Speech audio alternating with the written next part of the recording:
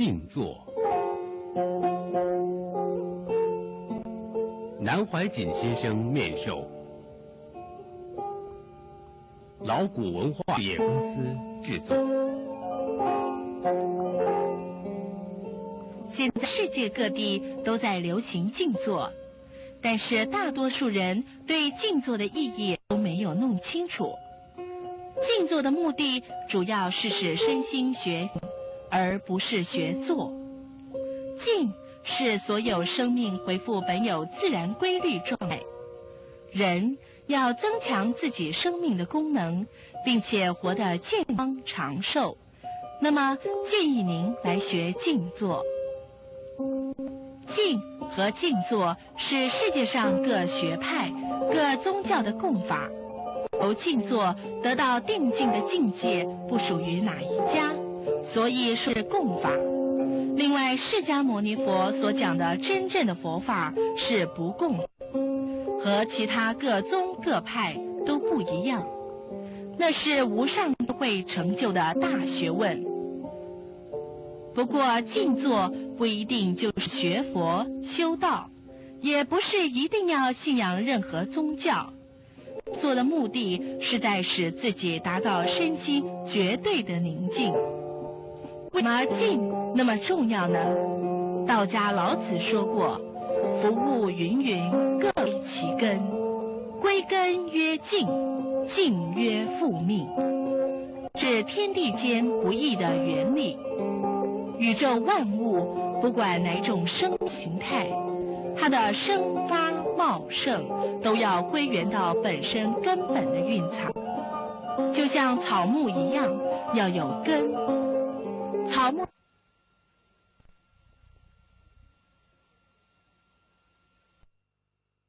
归根曰静，静曰命，就是恢复自己本有的静态生命。是这个宇宙究竟是恒动还是恒静呢？这是最高深的哲学问题，暂时不在这里讨论。中国的道家、儒家和佛家各家的修养想要求得入定。入定是进入某种程度的静的专有名称。宋代理学家主张在静中养其端倪，认为在静中才可能培养出来真正的能力。西方的宗教要礼拜、祷告，学界讲究会思，也要很宁静的时候才会产生高超的智慧。这些都足以说明静重要。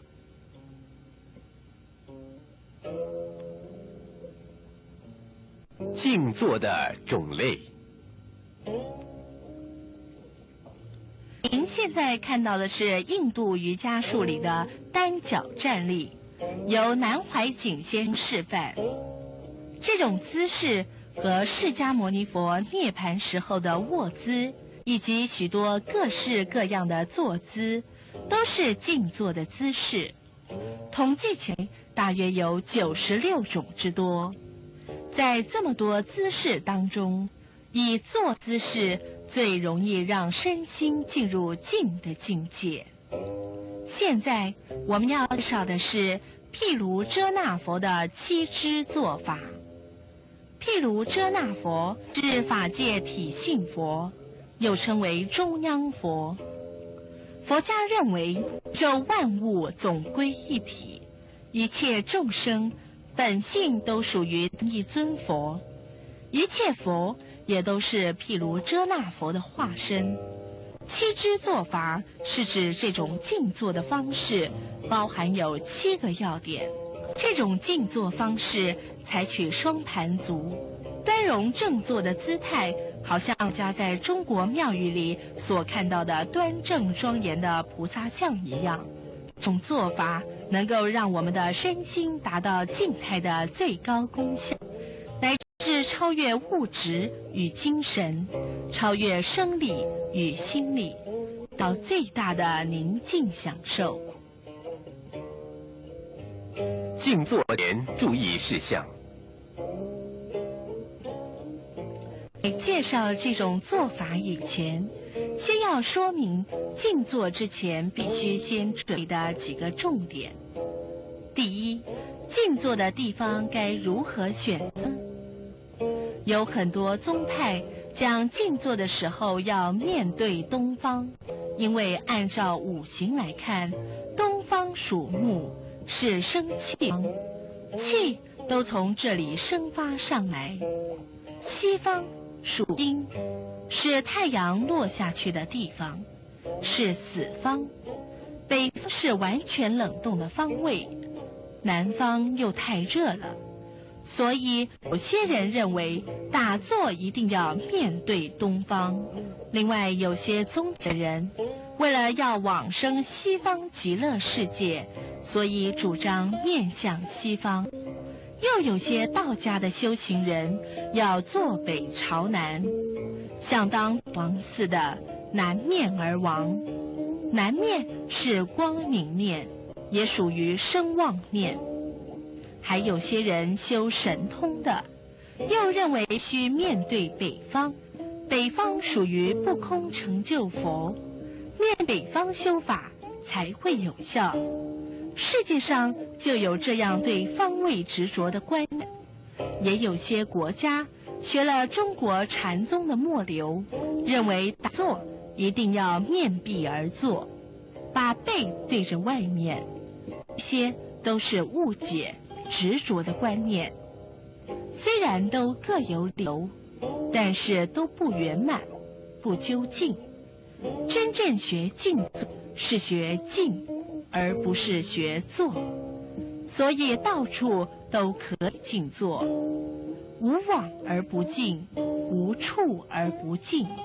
如果被空间、方位限制而不能静，做得再好也没有用，因为做的目的是静，静到最后得定。至于得了定以后又如何呢？那就是另外一件事了。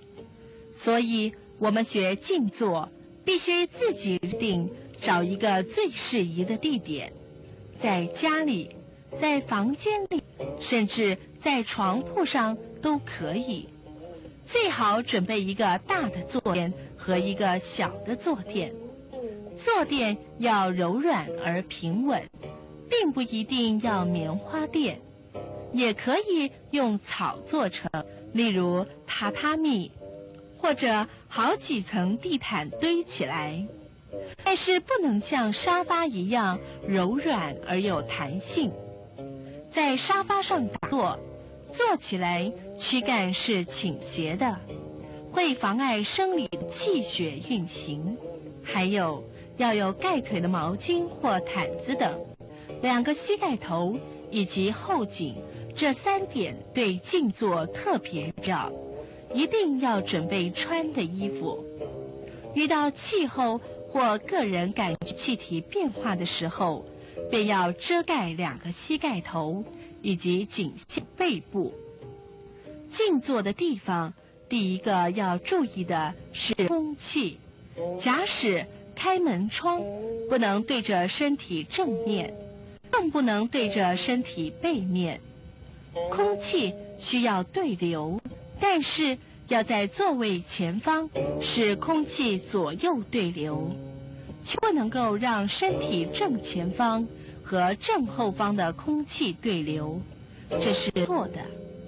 因为静坐的时候体温容易降低，所以不要直接吹风，这样会生病的。身上也一定要准备有披挂的东西，就像人在睡眠中要盖被子一样。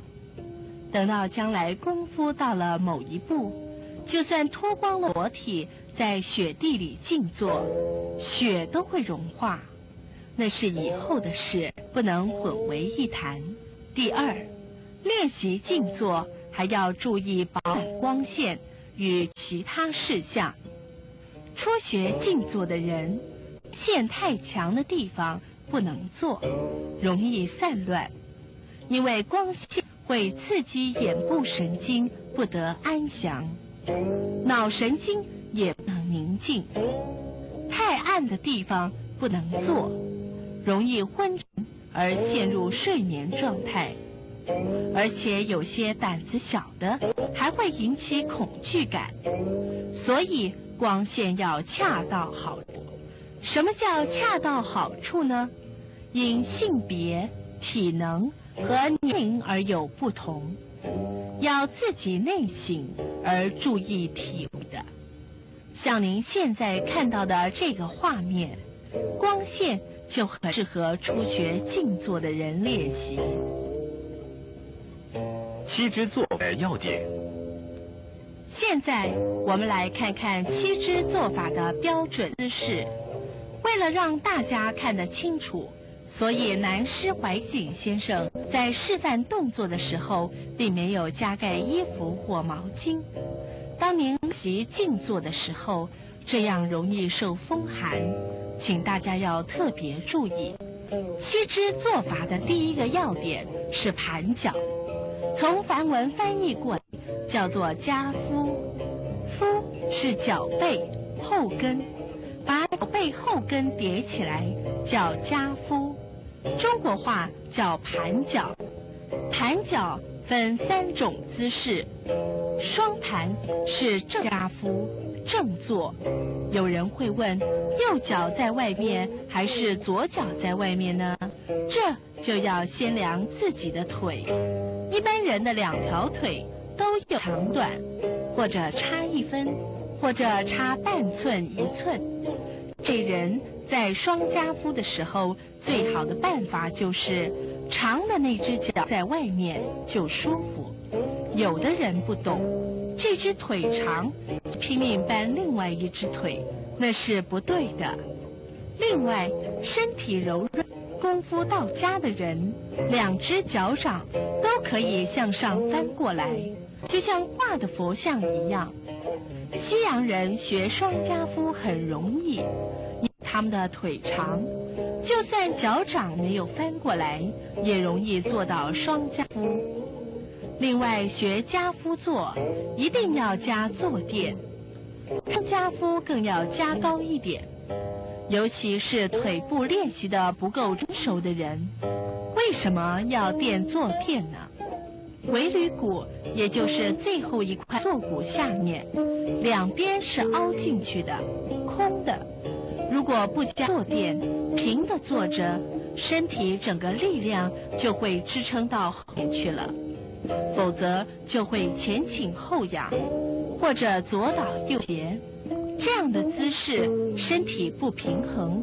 为了身体平衡，尾闾中正，督脉气通，不管双盘怎么纯熟，最好还是加一点坐垫，贴近身体正规的摆着，就会下意识去支持身体，姿势也比较自然，就中了。另外，单夹夫右脚在下，左脚在上，叫做如意坐；左脚在下，右脚在上，叫做金刚坐。名称为什么有这样的不同呢？这2条腿一交换，气脉就变了。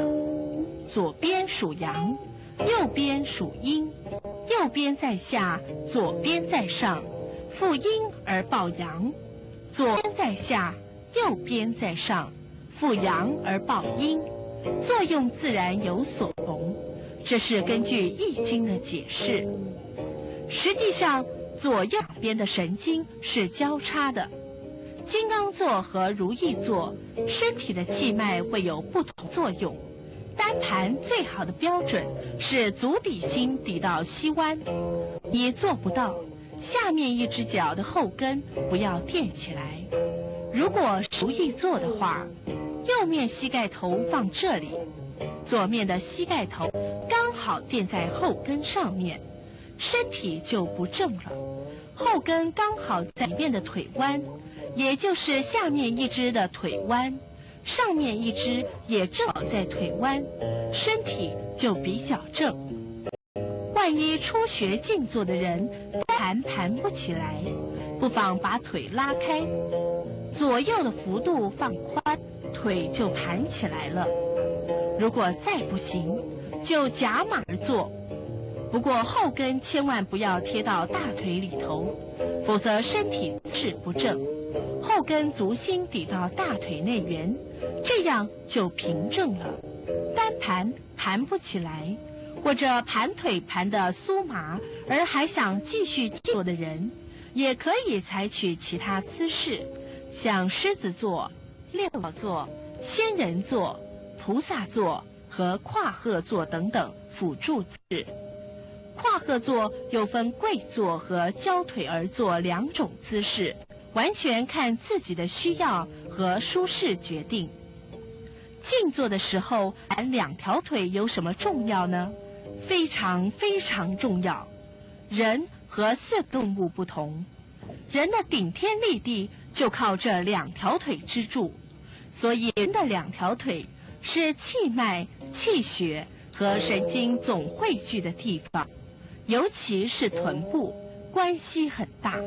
拿血脉来讲，是血库的支柱。筋从足底生，人的生命力由生到死，从两条腿就可以看出来。胎儿在母体里，腿是交叉盘着的，胎儿就是靠两条腿盘曲才成长得快。婴儿生下来还在玩两条腿，躺在床上静蹬脚，越长大了腿就慢慢少动了。我们看小孩子，手还不大拿得动东西，可是一天到晚跑，到了10几岁到处玩运动。青年人也喜欢东跑西跑，中年人就不行了，坐的时候腿要高起来才舒服，再老一点交起来还不够，一定要翘起才舒服。这时候两条腿差不多已经死亡了。可见人的一生两条腿之重要，由此也可见盘脚护腿下行神经的重要。七支做法第二个要点在背肌。人老了背就驼了，一般人两肩都是不平的，背肌骨也很容易弯。背肌骨一个一个骨节必须使它都紧，但并不需要挺腰，而且我们的背脊骨有个弧形的线条，并不是直竖的，在腰部这里弯进去，到了臀部翘起来，背上也有点弧度，所以真要端正的像古人讲的背肌竖立如铜钱，不齐。现在有一般学密宗或者日本学禅的，坐起来要勉强挺胸，把背也勉强挺直，这就犯了最大的错误。不但身体保养不好，还会出毛病。要顺其自然，等功夫到了，自然会挺直，自然就调整正直才好。此外，有些人从小习惯养成背肌骨比一般人都弯，身体是弯曲的，勉强完全正卧，不但对健康没有好处，还会出毛病。最好顺其自然，稍加注意，比较端正就可以了。如果长期的自己慢慢体会纠正，静坐坐好，体型会慢慢矫正过来。大家要注意，如果一个人对自己的体型是否正直都没有丝毫感觉，生命力等于死了一半。总之，初学静坐要记住一个原则：背肌骨保持生理自然姿势的直，并不一定要像筷子、笔杆那样的直。背肌并不是筷子、笔杆，所以体型不好的人，在初学静坐的时候，要听其自然坐正，不要硬挺直而挺坏了。到将来姿势做对了，元气发动的时候，自己会突然挺起来，比竖起来的菩萨还要正，这是自然的，而不是有意的。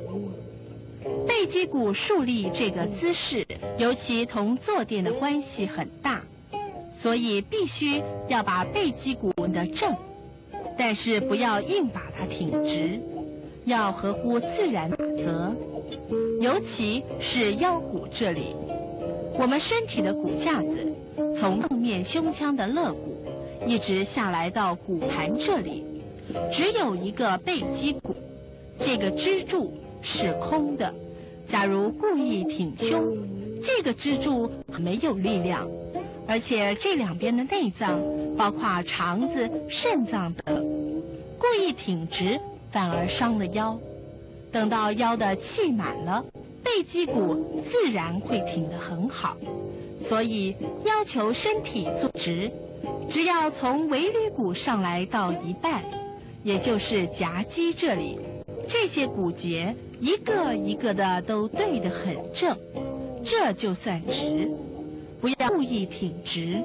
有些人学佛打坐，胸腔张开，两个肩膀拉开，把背肌骨和腰拉得直直的，这是练体功运动，和静坐没有关系。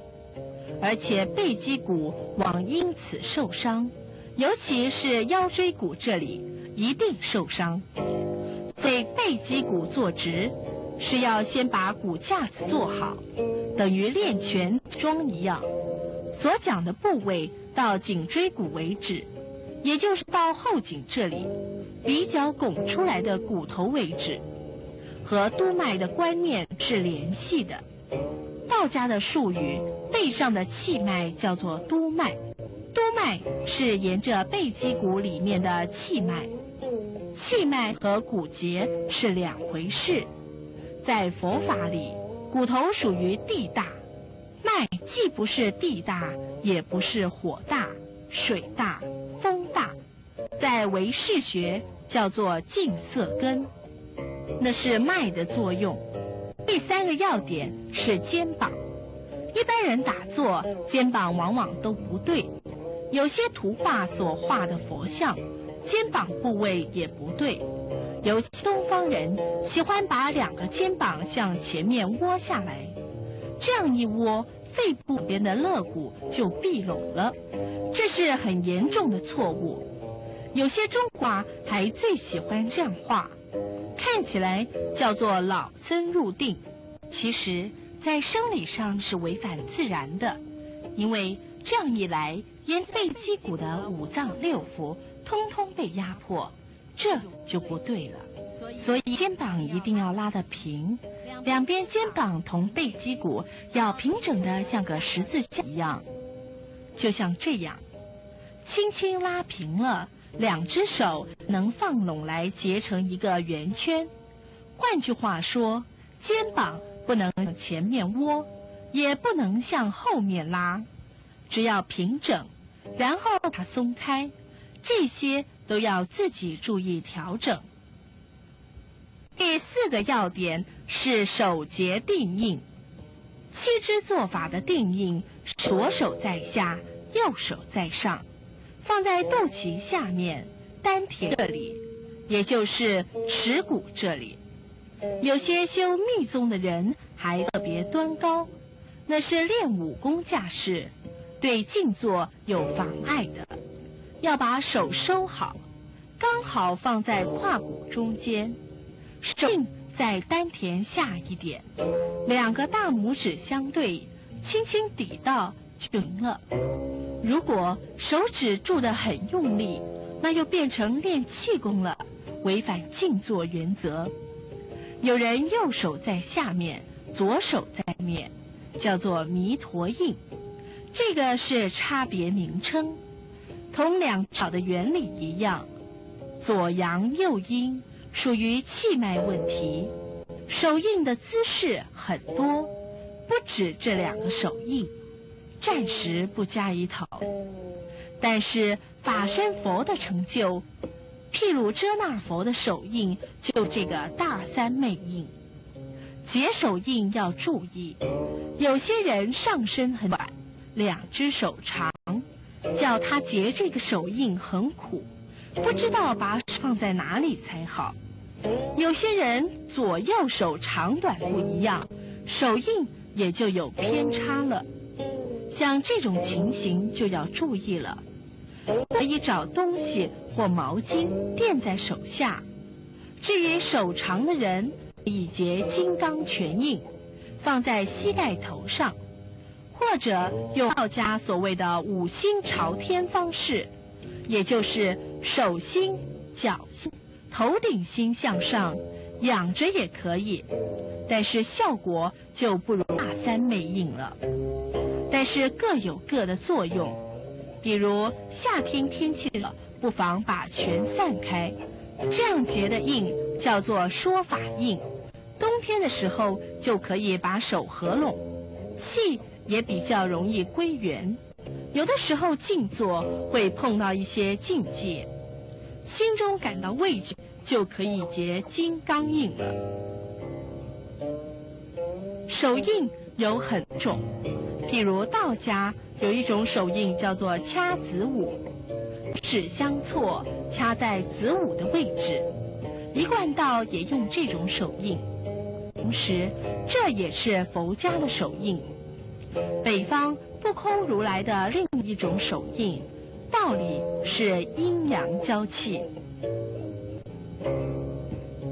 介绍到这里，也许有的人会问，为什么七做法一定要两腿夹伏交盘，手结定印呢？因为人体以背脊骨为中心，背脊骨上来有中枢神经、督脉系统，全身的血管神经是左右交叉，我们的生命能量天天都放射出去，向外走。现在科学仪器已经可以照出人体的光，这个光能也是左右差向外辐射出去，所以打坐的姿势是两边合起来，像一朵花一样，自己本身的电能、光能循环交流，所以坐着和站着的光绝对两样。七支坐法的姿势一摆，所有的电能、光能自己收回，而自己本身左阳右阴，阴阳交构，自己交。所以我们对七支坐法的姿势一定要研究好。身体部分的姿势了解，再来看看第5个要点：头要正。头太低变成这样就不对了，头太仰变成这个样也不对了，所以头一定要摆正。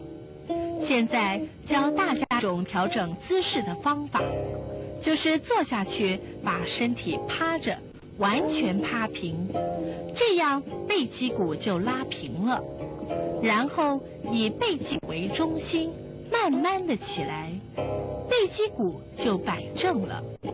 姿势做好了，松下去，然后把脑袋勾下去，对准股骨，勾得很紧，然后沿着颈骨立正起来，这样头就摆正了。尽管调正了，到坐得舒服的时候，又会慢慢歪过来，自己都不知道，因为人体多半都不是完全正的，所以身体要做的标准，就看头。头摆得正的道在颈部，尤其颈部这2根动脉管最重要。心脏把血液送到脑部，就是通过这2根动脉管。血压高或者思想多、生气的时候，这2根动脉管会吐出来，所以打坐一定要把颈部摆好，轻轻压住2根动脉管。怎么样才叫压住呢？用刚才介绍的方法，把头摆正，它自然就压住了。这样血液输送到脑部的力量就缓慢下来，心脏负担也减轻了。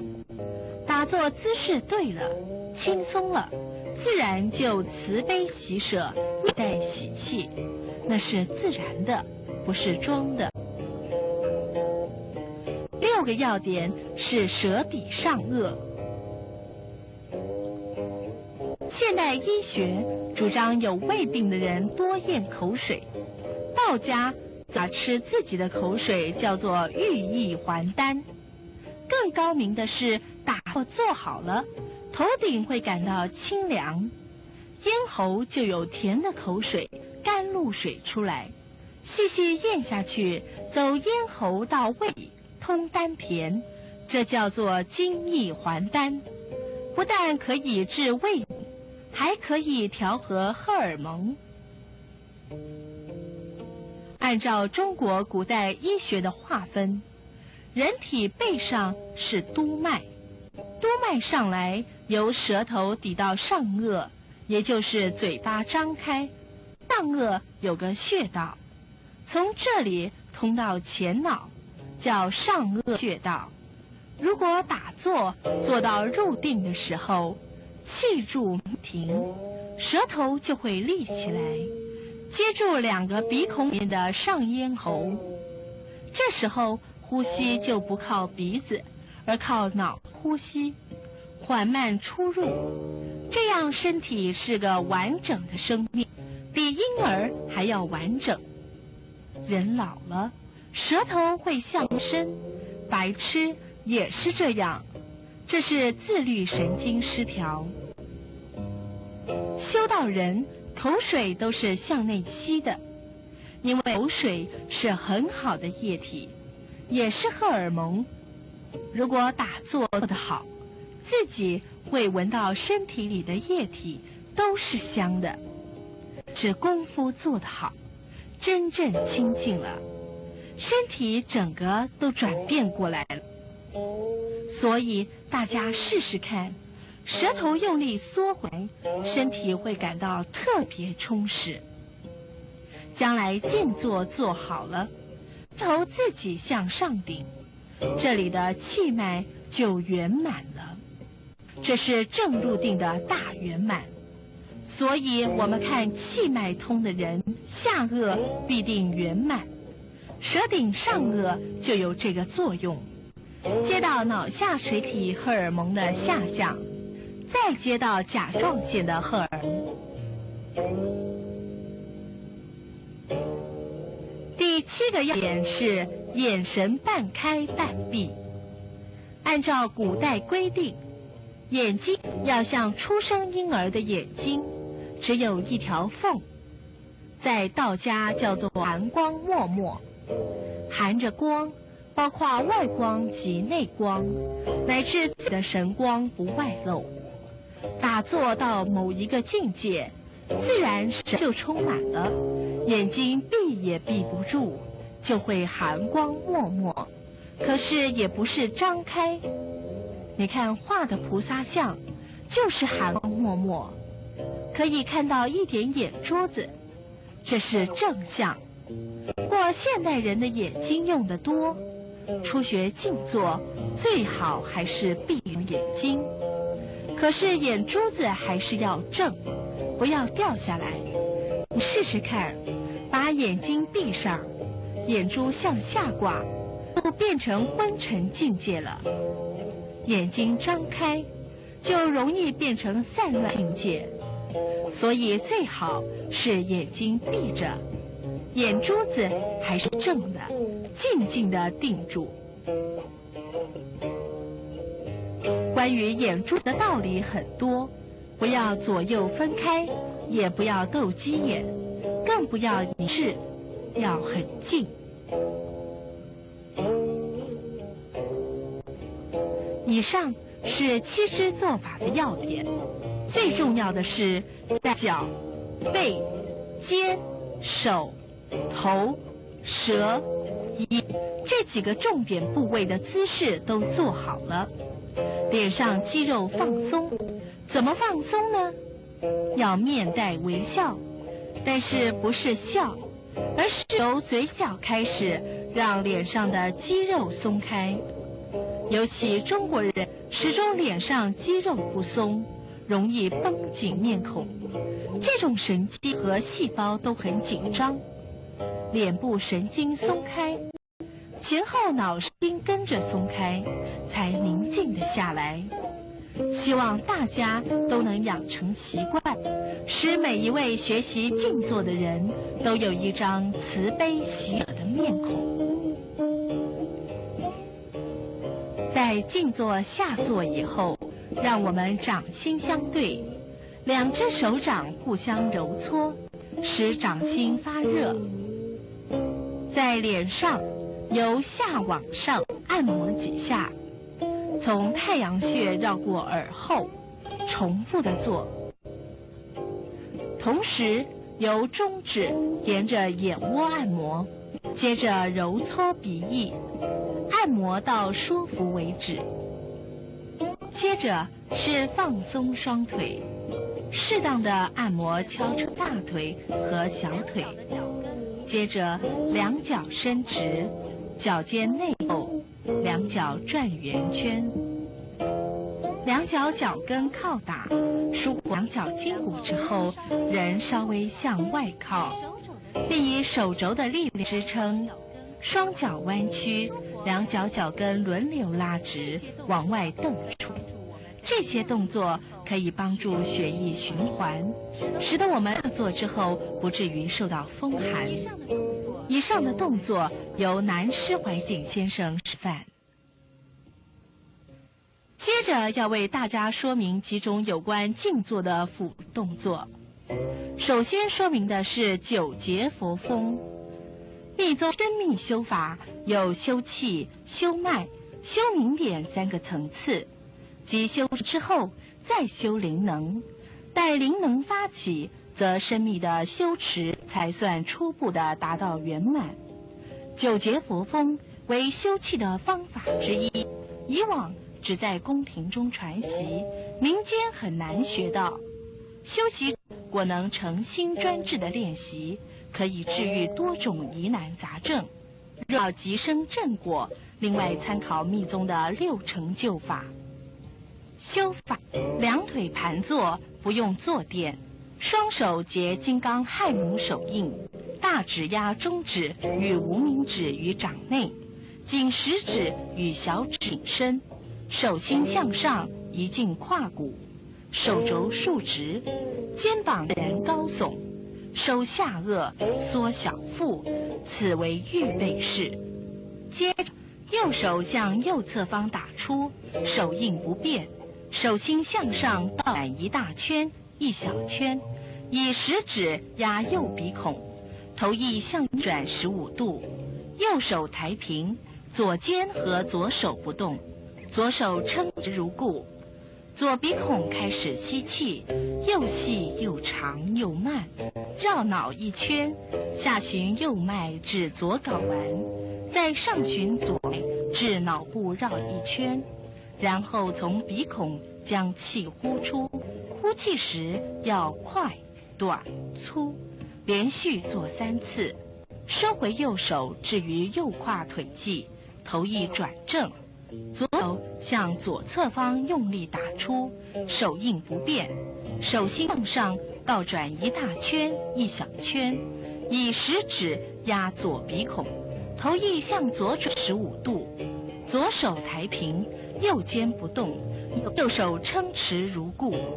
鼻孔开始吸气，又细又长又慢，绕脑一圈，循左脉至右睾丸，再上循右脉至脑部绕一圈，然后从鼻孔将气呼出，呼气时要快、短、粗，连续做3次。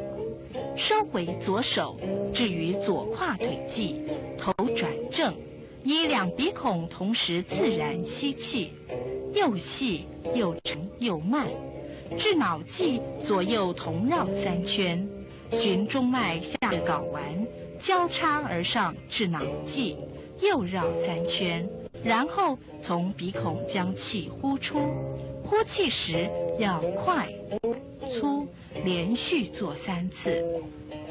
修法要领：一、沙发床椅不宜落实，不宜在上安坐修法。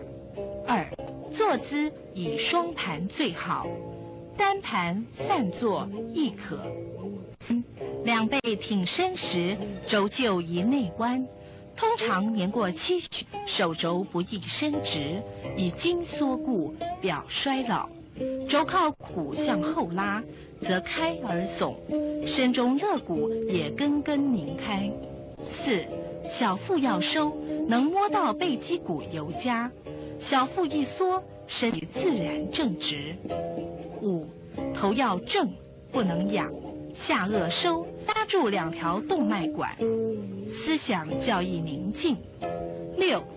右手按右孔时，先将结金刚亥母手印之右背提于胸脐，然后再向右侧用力打出，伸直，倒转大小针各一，时以右食指回按右鼻孔，左手按左鼻孔，理同此。男性修法以呼气为主，女性修法以吸气为主。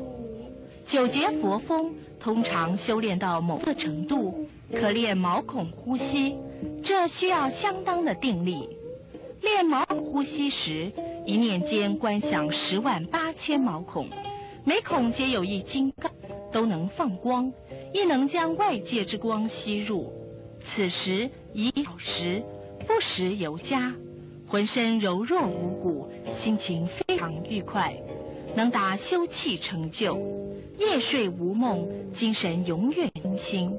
有针掉在地上，亦能知觉，身轻如燕，大手印在此分图。做9节佛风，对于高血压、糖尿病、气喘等病症有很大的帮助。无病者使气色、精神健旺。在做9节佛风时，体温为热，此是初步效果。其大效有5： 1. 自知病位； 2. 有时升起神通； 3. 延年益寿； 4. 身能飞起，道家名曰冲举； 5. 一指可治病。缓慢的9节佛风为心息相依，可废除鼻子，因意念与自然的气以合而为一。9节佛风亦可名为引气，如能进而引光，即道家所谓炼神，可还虚合道。有关中脉及气机运行相关事项，常见下附3脉4轮图示。所谓中脉，本有名无实，必身上气通，在3禅以上，气住脉停时方知。彼细法如细，其经8脉打通后，一片蓝天境界，为中脉打通现象，现见光明，即庄子所谓虚实生白。此时人如在空气中游泳，在棉花上站立，飘飘欲仙矣。中脉和左右旁脉名为3脉，3脉自顶轮而系海底，彼亦为其通道。左鼻孔通右睾丸，右鼻孔通左睾丸。常人双鼻通者少，右通左右不通则冒，办事不顺；左通右不通次之。人将死时，左鼻孔先不通，若左右鼻完全打通，则呼吸时气经由2眼角，不觉鼻孔在呼吸矣。附注：3脉为中脉及左右旁脉，均为气脉，其形如水流，如电气，中蓝色，左红色，右白色。2. 4轮指顶轮、喉轮、心轮与脐轮，加海底轮、眉轮与泛血轮成7轮。3. 左行气、右行气如不通，半边风瘫麻痹。保平气，密宗生命修气法之一为保平气，配合瑜伽亦可称为茶壶式或平气。修气到达呼吸停止，仍有尾气出入，密宗称为保平气。身中气充满时，大度一定消，坐姿自然正直，不端正不如打处会自动改正。此保平，道家名为风炉或炼丹炉。修法：1. 2腿金刚坐，2手结金刚亥母手印，手心向下，于胯部挺伸双背，肩胛自然高呈山字形，收下颚，缩小腹。2. 以鼻孔自然吸气，不用手指按鼻孔，以细慢长的原则吸气令马，然后闭气，待无法忍耐时，使将气呼出。是闭气时间长短而分3频成就。1. 下频成就，闭气时间长达36次，以右手拍右腿、左腿、前额及弹指一下为1次。2. 中频成就，闭气时间长达72次。3. 上频成就，闭气时间长达108次。要领：左鼻通可做保平气，若右鼻通、左鼻不通，则不可做保平气。修保平气为的是强制打通脉轮，道家叫做闭气功夫，很多宗派都极重视此项功夫。平气营救时，水不能溺，火不能烧。感冒时做保平气，其应如响。人将此时，三脉会告诉你何时死亡。若能7昼夜不食，封气脉，可逃小死，其效远在太极拳之上。保平气自身本具，以只按鼻而气不外溢为上。午前指子时至巳时，用左鼻孔呼吸；午后指午时至亥时，用右鼻孔呼吸，对保平气练习有助益。打通三脉后修保平气，其效尤奇，与精神意志合而为一，宇宙五色光自然进入脉轮。密宗之三脉四轮与道之奇经八脉相当，至初二禅境界，左右两脉发动，方能觉受。保平气加观想，五色光充满毛孔，使自感热能向外伸展，圆光如寻。最后为您介绍的是鸟飞动作。先把两脚向外张开，与肩同宽，10个脚趾用力抓地，就像鹰爪一样。膝盖部分伸直，臀部两边略为相靠夹紧，但不是提起肛门。两只双背两边自然地慢慢地举起来，就像鸟翼飞行的动作一样。两鞋往上拉，两边肋骨往上松开，两背向上升起的时候，双脚脚跟同时离地，重心放在脚尖，嘴巴尽量张大，做开口笑的样子。紧接着把嘴闭拢，吞水，同时双背缓缓自然放下来，脚跟也慢慢着地，恢复原状。不需要特别注意呼吸，呼吸的道理自在其中。鸟飞动作平时每天做36次，对于失眠、梦遗以及肾脏和肺部等各类疾病有很好的治疗效果。